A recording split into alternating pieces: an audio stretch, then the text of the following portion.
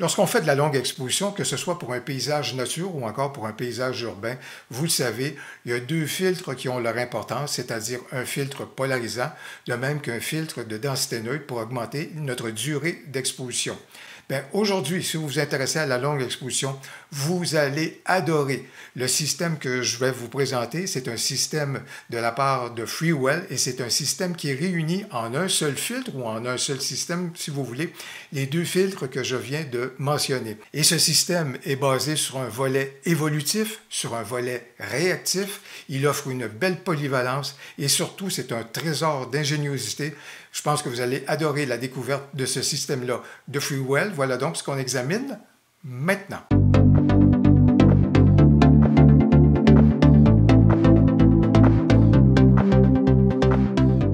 Bonjour, mon nom est Louis Lavoie, je suis l'auteur du blog et de la chaîne fairedelaBellePhoto.com. C'est une chaîne qui s'applique à partager avec vous des trucs, des conseils, des astuces, de même que des découvertes afin que vous puissiez progresser dans le domaine de la photo.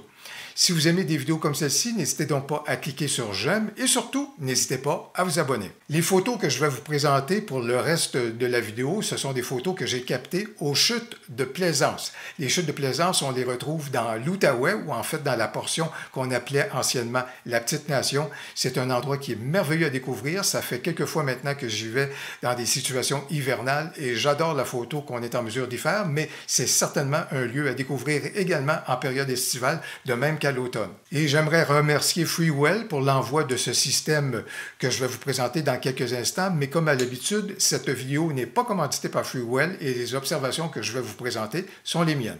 Eh bien, quel est le système qui pourrait faire le bonheur des gens qui aiment bien faire de la longue exposition ou encore s'en servir pour du tournage vidéo? Eh bien, le système en question, c'est le système qu'on appelle le système hybride qui combine la polarisation de même que le filtre de densité neutre qui nous offre à ce moment-là 3 à 7 stop. Et c'est donc la version 2 du filtre en question juste ici, à ce moment-là, parce qu'il y a de belles améliorations qui ont été apportées par Freewell à leur système précédent et je vais vous présenter ces améliorations. Vous connaissez l'importance du filtre polarisant au niveau de la photo puisque ça permet d'atténuer les reflets dans notre photo. Ça nous permet également d'augmenter le contraste et d'aller chercher davantage les coloris dans notre photo. Mais qu'en est-il au niveau du filtre de densité neutre? C'est un outil qui est vraiment très intéressant si on veut obtenir des résultats encore plus réussis au niveau de la longue exposition. Dans le cas de la photo que je porte à votre attention à l'écran, vous voyez que dans ce cas ici, le résultat au niveau de l'eau est peu intéressant. J'ai uniquement misé sur la plus petite ouverture que je pouvais avoir avec mon objectif f22 et ça m'a donné une durée d'exposition de 1/15e de seconde. La résultante au niveau de l'eau est peu intéressante, c'est peu réussi, on voit encore trop de détails au niveau de l'eau. Par contre, lorsque je me tourne vers un filtre de densité neutre, et à ce moment-là, ça me permet d'augmenter ma durée d'exposition, vous voyez que la résultante, elle est beaucoup plus intéressante. Voilà donc une première raison pour laquelle un filtre de densité neutre peut être très intéressant. Mais la deuxième raison est tout aussi importante, c'est-à-dire que lorsqu'on mise uniquement sur notre objectif et la plus petite ouverture, et qu'on privilégie des ouvertures de f16, f18 et f22, par exemple, le phénomène de la diffraction va venir s'inviter dans votre photo. Si vous ne connaissez pas ce qu'est la diffraction, vous allez retrouver dans le descriptif de la vidéo une vidéo de référence à ce moment-là pour mieux connaître le phénomène. Mais quelle est la résultante du phénomène dans votre photo? Vous allez constater qu'à ce moment-là, elle va perdre en netteté. Il y a des éléments qui vont devenir flous à cause de la diffraction. Lorsqu'on se tourne vers un filtre de densité neutre, on peut se tourner vers une ouverture de f8 par exemple ou f11 et capitaliser davantage sur le filtre de densité neutre pour augmenter notre durée d'exposition et à ce moment-là, la diffraction sera absente de notre photo. Lorsqu'on fait l'achat du système, on obtient la pochette protectrice. On a également l'adaptateur de base qui vient avec le système. C'est l'adaptateur 82 mm. C'est donc un adaptateur également qui est aimanté, qui est magnétique. Et on retrouve également le tandem qui jumelle le filtre polarisant, de même que le filtre de densité neutre avec ses 3 à 7 stops. Mais le système est également adaptatif et évolutif. De quelle façon? Sur le site de Freewell, vous allez retrouver la possibilité de pouvoir acheter des adaptateurs qui vont convenir aux différents objectifs que vous voulez utiliser avec le système en question. Il y a donc des adaptateurs de 77 mm, 72, 67, 62, 58, 55, 52 et ainsi de suite qui sont disponibles et que vous pourrez acheter selon le nombre d'objectifs que vous comptez bien utiliser. Moi, ce que j'aime bien avec ce genre de système-là, c'est la réactivité que ça nous offre. Lorsqu'on a une situation qui se présente à nous et qu'on veut faire une longue exposition, on doit installer notre trépied, ensuite aller chercher notre polarisant, visser celui-ci, aller chercher notre fil de densité neutre, visser celui-ci ou encore le placer à l'intérieur du cadre. Bref, il y a toutes sortes de manipulations qui sont à faire. Alors qu'avec ce système-ci, dès qu'on a installé notre adaptateur, voilà, nos fils sont déjà installés, on est déjà prêt à opérer et tout ça tient très bien en place. Comment le système s'installe-t-il et opère-t-il? C'est très facile. Dès qu'on a installé notre adaptateur, on est capable de jumeler à ce moment-là nos filtres. Et ce qu'on veut faire initialement, c'est ajuster la polarisation. Comment on y parvient? On fait juste resserrer un tout petit peu les vis juste ici, suffisamment pour quand même nous permettre de pouvoir faire pivoter notre ensemble de filtres. Et là, on va faire pivoter à ce moment-là nos ensembles de filtres jusqu'à temps qu'on trouve la polarisation qui nous convient pour notre photo. Une fois qu'on a obtenu celle-ci, qu'on a apporté l'ajustement qu'on souhaitait, on peut resserrer les vis de façon à empêcher à ce moment-là les filtres de bouger et de se déplacer. Et par la suite, on a juste besoin de déplacer le filtre en avant.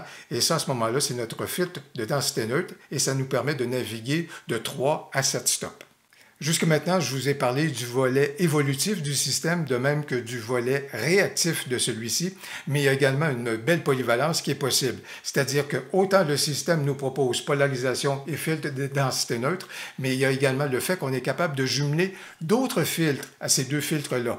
Et ce sont des filtres qui sont conçus spécifiquement pour opérer avec le système en question, comme par exemple, dans ce cas ici, c'est un filtre de diffusion pour la neige, Snow Mist en anglais, et avec ce genre de filtre là, on est capable soit de la poser directement comme je viens de le faire, mais une belle ingéniosité de la part de FreeWell, c'est le fait que ces filtres additionnels-là peuvent opérer de façon seule avec le système. Si on n'est pas intéressé à les jumeler aux deux premiers, on a tout simplement qu'à retirer ceux-ci, et là, toujours en profitant de l'adaptateur qu'on aura donc avec le système, plutôt que de tenter de jumeler ce filtre additionnel-là de façon magnétique, ça ne fonctionnera pas, mais on a tout juste besoin de tourner celui-ci et on est capable de le visser de façon conventionnelle et classique à ce moment-là à notre adaptateur. Voilà donc qui est bien joué de la part de FreeWell. Il y a plusieurs éléments qui sont ingénieux au niveau du système. J'ai pu vous en présenter quelques-uns et je rajouterai juste ici au niveau du capuchon avant une amélioration par rapport à la version 1, c'est-à-dire que dans ce cas-ci, FreeWell a rajouté un anneau pour nous permettre plus facilement de retirer le capuchon avant puisque le tout est aimanté à ce moment-là. C'est plus facile de retirer le capuchon avant grâce à l'anneau qui a été apporté.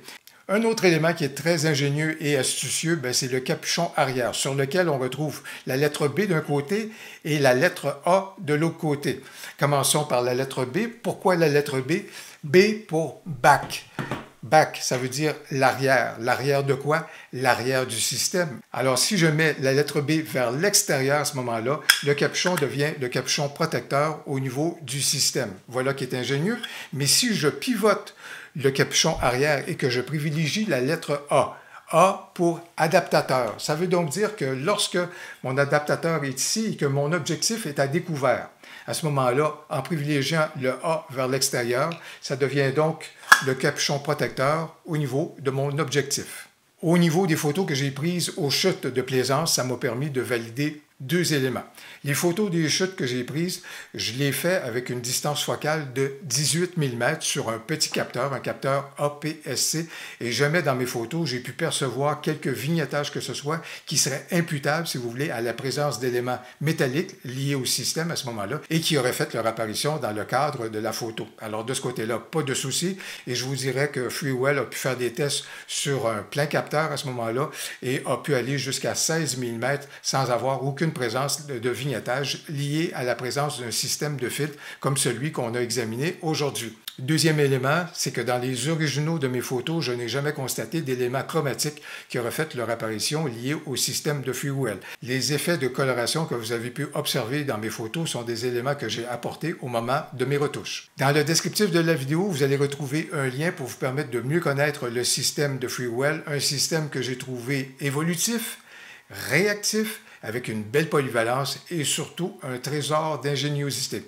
J'espère que vous avez apprécié la vidéo. Si c'est le cas, n'hésitez donc pas à cliquer sur j'aime et surtout, n'hésitez pas à commenter. J'ai bien hâte de vous lire. Au plaisir, à la prochaine.